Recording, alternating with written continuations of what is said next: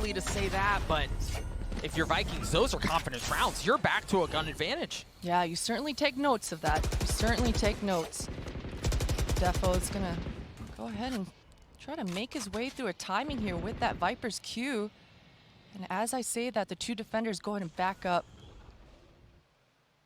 I don't know that they're going to get a chance at contact on much of anything, and we have to keep an eye on that alarm bot on your mini-map. You see it just at the entry to go down into ropes. That really kind of counters the lack of information from the Viper's wall. Yeah, it definitely does, but look at this, look at the mini-map. I love this call coming up from Gambit. Every round thus far, in the first 30 seconds, it's been pressure towards A. That's where the pressure started. They're going to leave Nats there, and now majority of the Gambit members are rendezvousing back towards B here.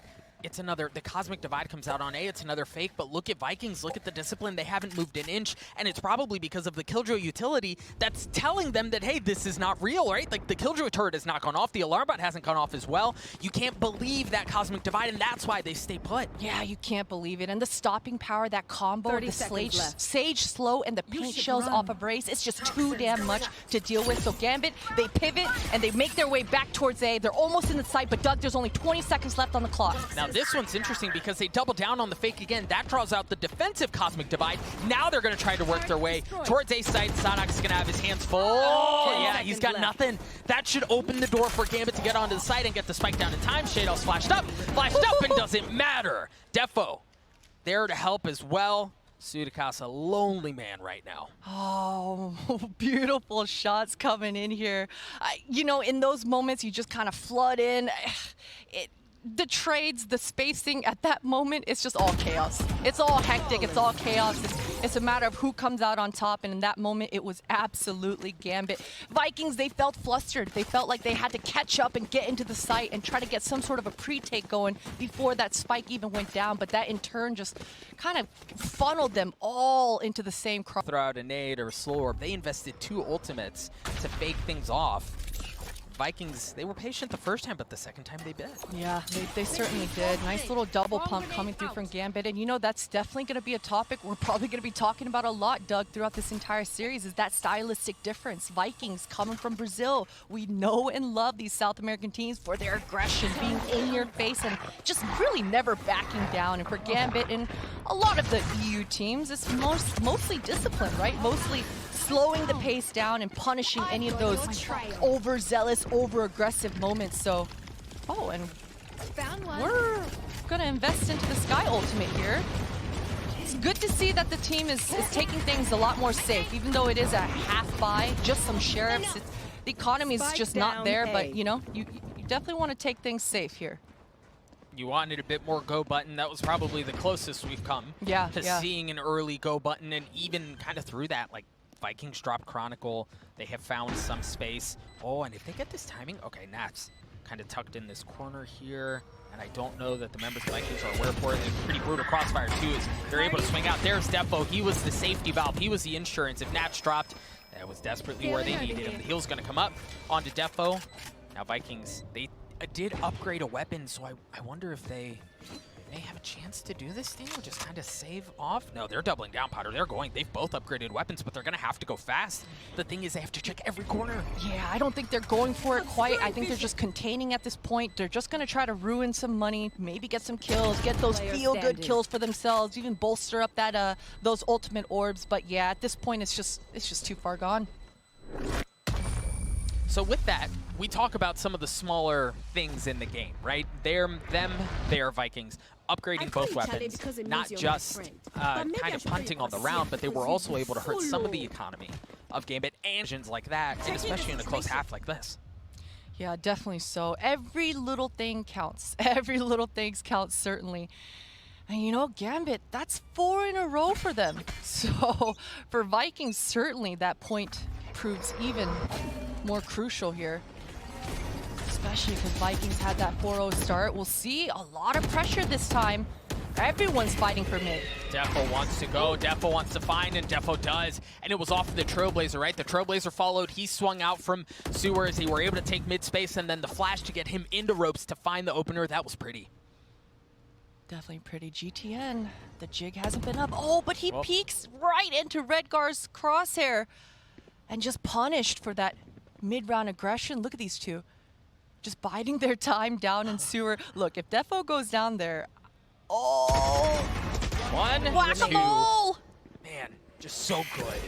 So good. You can tell they were trying to wonder, how do we want to approach this? How do we want to do this? A Prime Gaming Flawless coming out from Gambit. Exactly what the doctor ordered. Exactly what the doctor ordered for sure. And you know, we just talked about it. The fact that stylistically, both these teams, beautiful read for Vikings here. I think they're going to have to take advantage of the fact that this is the defense. And I mean, it's got to be off the back of Saucy. He's one off of his breach ult. We saw how crucial that breach ult could have been in that retake had Chronicle not had some insanely anime battle going on towards A and be able to come out on top of that breach ult. But look, that is probably going to be what Vikings lean onto here in the next couple rounds, is the fact that that breach ultimate's coming online. Sodic's ultimate as well with that Killjoy. This should bolster the Vikings defenses up. Like they're trying to push towards A main. Yeah, they've taken some of that space off of the fault line out from Sassy. As you mentioned, that's going to allow them to get the ult orb, so the Rolling Thunder now online. Gambit towards B for the earlier parts of the round. Things have slowed down quite a bit. This time around, a bit of a different look. None of the Gambit members are towards A, applying any pressure. All 5 members are very much grouped in B, and Defo is in. Not just in, he's up, he's down. He takes Sudicast down with him as he's gotten onto the back of the site.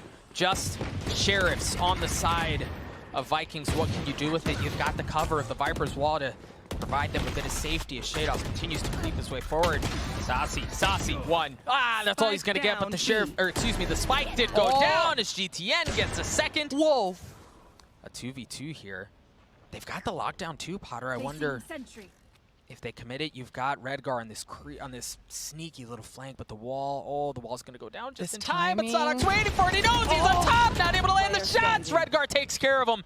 It falls down onto GTN. He's already had a highlight shot so far, but he's not gonna get a chance at a second as Gambit hold the line for now.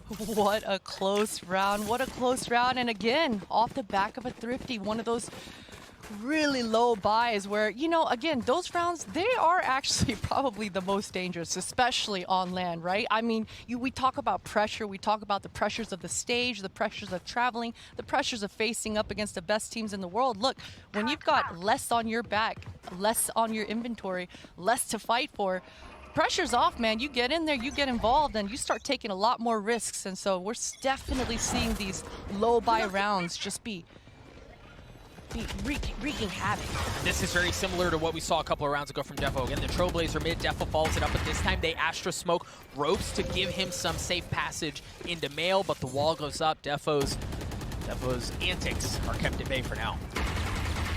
His teammates are gonna go ahead and break that off for him. This should make the Vikings have to respond. They've got to react. There's the Astra Orb. Nice. Huge pickup. FRZ showing a little bit more than I think he intended there. And see rotations right off of that. If you look at your minimap, you see both GTN and Sassy, they started to rotate back. They got halfway and then kind of thought things through again, but you know, I've drawn attention to it, but Gambit's ability to manipulate what their opponents are thinking is so integral to their success. It's been their bread and butter. It was that way at Masters 3, and we're seeing some of that here now. Yeah, absolutely. And I mean, if you're Redgar, if you're on Gambit, you're absolutely just thrilled about the fact that majority of these rounds so far, I believe, probably in the last 5 rounds, Gambit have had all 5 members alive by 30 seconds left in the round. They're defaulting extremely well. And the Killjoy ultimate's gonna go ahead and go down to try to defend off the speed. Well, and that's the thing, right? That's another instance where Gambit is drawing out our ultimates with a fake. They draw out the lockdown towards B. There's nobody there. They invest their own Cosmic Divide. Now the Rolling Thunder coming out from Vikings as they're going to have their hands full. Sudicast again in a position where he's going to have to go huge. And so far, so good as Sudicast gets 2. Chronicle managing to get the spike down, but Sudicast has not been dealt with. The clip runs dry as he falls. Chronicle avoiding things there. 1v1 is all that's left, and Sadak, the savior for Vikings in this round, gets the defuse. Incredible round here for Vikings. Saucy, the MVP within this round. I don't know if he even got a kill, but the utility that this man's brought into this round, he held off the hit. All of Gambit were funneled in that A ramp. They got hit with the breach ult, they got hit with the fault line, they got hit with the flashbangs. Everything just delayed and absolutely enormous for Vikings, and it's good to see them, given the fact that they have lost, what, 5-6 rounds in a row. It's easy for a team to fold there, but they punch right back. Punching up, swinging back, Doug. You love to see it. We're coming up to the last round of the half here, and Nats is back towards this A ramp. I think this is going to indicate that they do actually want to end A late. You should run. We've seen these defaults around before. The spike is down outside B, Gambit just taking their time. Interesting Killjoy ult towards mid here. I like this. This is really gonna screw with the Vikings rotations once this is all done and over with. Breach utility to clear it out. They invest. Oh my god. Oh no, they're going! GTN gets 2 off the showstopper. They were sitting ducks, they had nowhere to go. Now Gambit trying to figure out how do we approach this round. We've got members in towers. We only have the Bladestorm to work with as well. And Defo's so weak. They do have the spike. Maybe some Astra utility gets him through, finds him the safe passage onto the site. But you've got 2 members from Vikings there. The Cosmic Divide's going to fall out as well as Gambit creep their way forward. 30 seconds left. The Bladestorm comes online. Nats. Oh, GTN, you're not quite done yet, are you? Still playing backside. Defo's got to find some value with that thing. There we go. That's exactly what they needed. A 2v2 is all that remains. Make that a 2v1. Sassy, you mentioned it, Potter, the MVP in a position to go huge for his team. Again, great flash, but Nats gets 4. Gambit get to 7. What a recovery, Doug. I cannot believe this round. The fact that I thought GTN was going to get 3 with his showstopper there. As soon as his little head popped over that Astra smoke, he saw those little feet in mail. I thought he was going to get 3 for sure, but the fact that it ends, I believe Gambit were down 2 versus 4. They somehow, someway are able to convert after a showstopper wipes out their entire team. Fantastic stuff for Gambit. And I mean, we talked about Gambit, the experience, the fact that they are probably the top dog, one of the top dogs at least coming into this tournament. At every point, whenever Vikings made things look difficult, Gambit looked cool, calm, and collected. Yeah, I do like what we're seeing out of Vikings here. We're going to throw it to the desk to break down the first half. Yinsu? So yes, we cannot wait to get back into the game either. Thank you for taking us that way. Gambit look good on the attack. Now they get to their defensive side of the map, and Vikings have to figure out, well, what sort of nonsense can we make happen? What kind of nonsense? I will keep my eye out for that nonsense certainly here. Shadows, 2 flashes to his name. He's got the ghost. That certainly tells you he wants to find some duels here. And we'll see, you know, one of the things we talked about in the previous half was how Gambit were able to exploit the middle of the map to kind of do whatever the heck they wanted. We'll see if Vikings are able to have the same success. So far, I mean, they've weakened a couple of members on the side of Vikings, or excuse me, on the side of Gambit. We'll see if their utility is enough to make things happen. I don't know. Potter, Gambit are not moving from here. Yeah, they're not. They're certainly not. Very interesting. Shadows already using and burning both flashes. That definitely made things a little bit nerve-wracking for Vikings. They do not want to mess with that area of the map. They know there's a lot of bodies towards there. They're shifting towards A, but this is pretty obvious here, Doug. I think for Gambit, they're going to have a pretty good idea that the hit is coming towards A. And they have all of the utility from the Killjoy set up to be able to kind of take care of that. There we go. Exactly what we were just pointing out. Chronicle's turret and the Nanoswarm combination is so difficult to get to. And now we're getting to crunch time in the round, right? There are only 30 seconds left. If you're going to commit to a site, you're going to have to do it soon. The alarm bot giving away the rotations, and you see it go back, right? Shados is already hustling back. You've also got Redguard in an aggressive position. This is textbook out from Gambit, but the kill doesn't come through. That should get Vikings onto the site. Love this pivot. Such a decisive, quick call for Vikings. They're going to have to get this spike planted and make all these frags count. It's come down to a 3 versus 3 post plant here. Oh, no. Yeah, looking to attempt the retake. Let's see if the Kush drops. Spike ticking away. Saucy. Holding things off just fine. Saucy with a great shot. Makes it a 1v2. FRZ's got a lot he's going to have to deal with, but if he's able to isolate the gunfight, he might have a chance at this thing. He's got the classic, and he still has a bit of armor to his name. Chronicle on the tap, pulls it right back. The turret to provide some cover, but they're going to have to do this soon. I don't know, Chronicle getting it to half. FRZ, you got to challenge it. He challenges it, but Chronicle lands the shots at just the right time and gets it a fuse. Turret, man. Turret is MVP here in this round, just tanking a lot of the bullets. Not just that, but a crosshair distraction as well. A beautiful response for Vikings, all things considered. You know, we talked about the fact that as they were hitting that A site, it was really telegraphed. You know, all the Gambit members, way too difficult. Vikings not finding success in the opener. It's very unlikely that they find success here either, and Defo's here to ensure that that is the case. He's already gotten the opener with Marshall. He's going to get a chance at a little bit more, and he does it. This should be a prime gaming flawless. Easy peasy. Easy peasy. I mean, if you're Gambit, that's exactly the kind of anti-eco rounds that you want to happen every single time. So certainly for them, that's a beautiful start. And hey, for Defo, those Marshall kills, those feel good, Doug. Those feel real good. There are a few things to say. A strong buy, a decent buy, at least for Vikings coming through this one. 2 half armors, but they've got full utility coming into this. And the pistol round, we saw them putting a lot of pressure. In fact, all 5 members of pressure towards mid. This time it's just 4 with Killjoy holding off the A push, but so much aggression here. Pressure mid at just the right time. The snake bite right to the forehead, but it's not enough as Sudakas is able to take care of Nats. Gambit have already dropped one. They're going to flip back towards B. Redgar in a position again to be able to come up in a big way for Gambit as they all push right into his lap.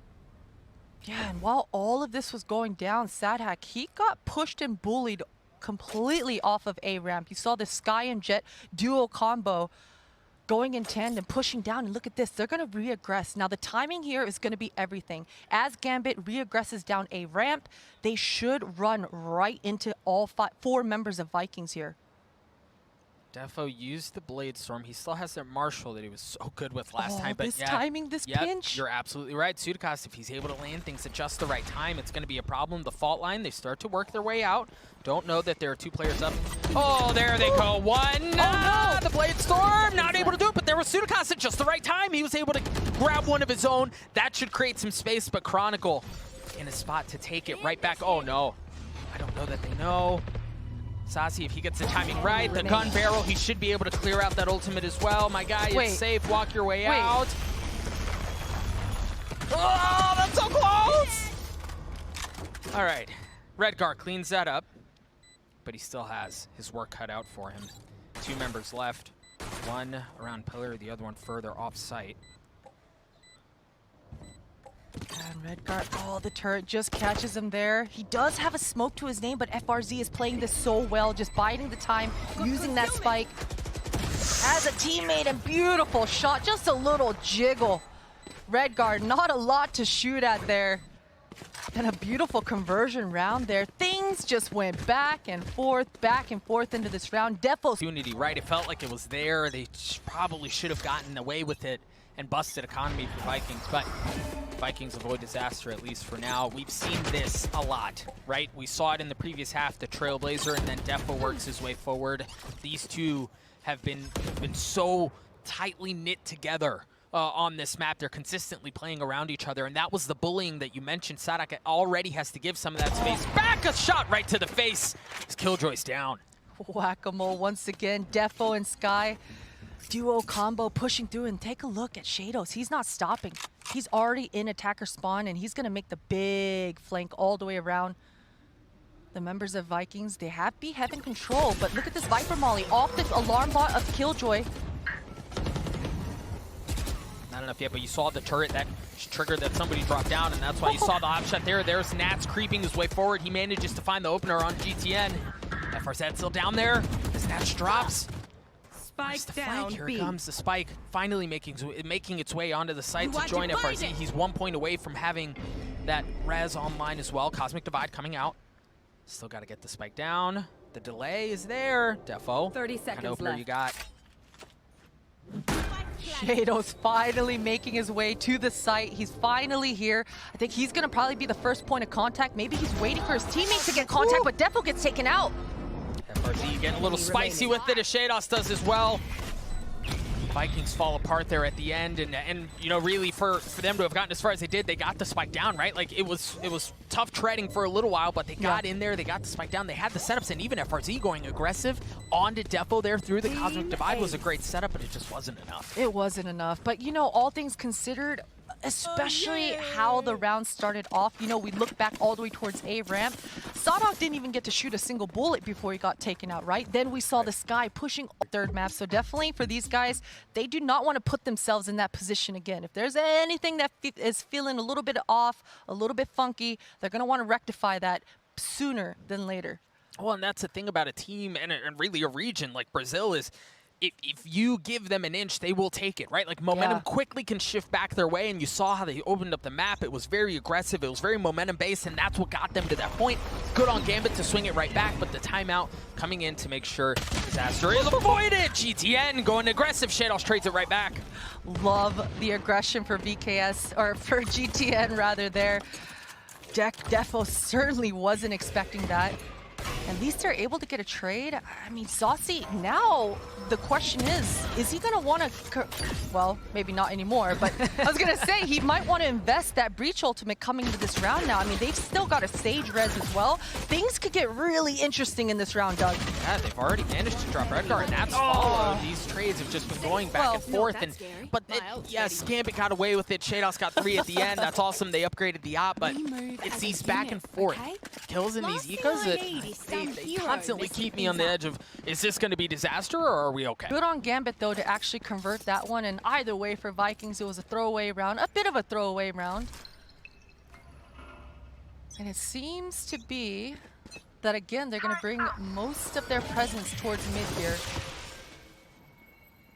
I like the aggression. We're seeing a Judge coming out to the table again. And with that, Defo should... Well, the thing is, they don't have any personnel mid. Okay, so there's a Trailblazer that comes out. That's going to allow Defo to take more of an aggressive position up in Mail to hold down mid with that op potentially. But you see Vikings through that. They've kind of given up this idea of working their way mid. They're going to get into sewers to try to lean towards A. Once again, when you go towards A, you're going to have to deal with all of this Killjoy utility, this time coming out from Chronicle and the Bulldog to boot.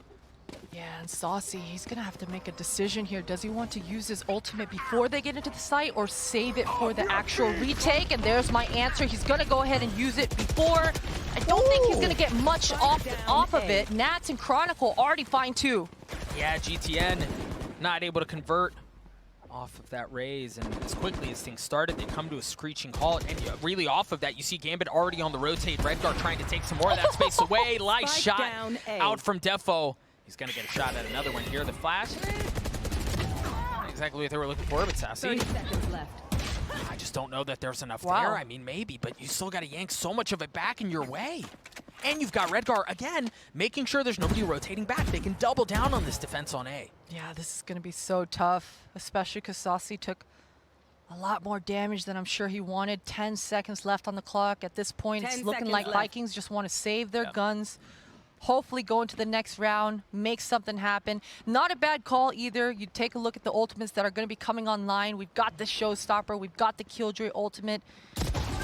So definitely some options into the next round. He's going to have to survive. Okay, he's good. Potter, let me ask you this. Given the fact that that put Gambit into map point early on in this series. Such a tough call, right? I mean, you're 2 to 4. One of your teammates, I believe it was Saucy, that had 30 HP. So certainly for them there, I'm saying right now while I'm standing here, I would have gone for it. But maybe if I was there on the stage, I would have said, you know what, guys, let's save. Let's give the next round another try. Well, that's exactly what Vikings decide to do. Again, because of the way they played that, they do have 2 rifles that they are bringing in, so not everyone has to buy up. That even with that, though, even with that money save, Sadok and FRZ are both at light armor now. Both Sadok and GTN, 2 points, or a point each from having their ultimate online. But can Defo find success off the Trailblazer? No, that turret. Yeah, you saw the turret, yep. Oh, no. Give him the shoulder. He doesn't take it off. Sadok swings out. The Nano Swarm there, and look at all of this utility coming in as the rest of Vikings work their way towards A. You've got Nano Swarms, you've got Alarm Bots, and guess what? You've got Chronicle, or else you had him, at least for a moment. Vikings finding some space. They are, but they haven't had to deal with Nat's ultimate in B main yet this half. I'll be interested to see exactly how they react. I think Sadak, as soon as he turns this corner, he's going to realize, and this should probably make Gambit second guess or at least do something else. And take a look at Shados again. Look at where he's at on the map. Sneaky guy. Sadak playing in and out of the Viper's pit. And I mean, they have some time to switch off if they want to. This is sitting on a ticking time bomb. Shados can get the timing just right, and he does. And unfortunate for Sadak as well, as he looks away at the worst possible time. But with that, you kind of have to go, right? You have to get onto the site. Sazi tries doing that and manages to take care of Redgar along the way, swinging out around the pillar, but you're going to have to mess with the guys that are in the Viper's pit. Defo an up barrel down his throat as he cleans him up. Sazi's the last alive. He's gotten 3. He's going to need 2 more to play another round, and he's going to get a shot at it. The flash gets 1. He got 4 on the round, but that's all he got. As Shados cleans it up, Gambit win 13-6. My goodness.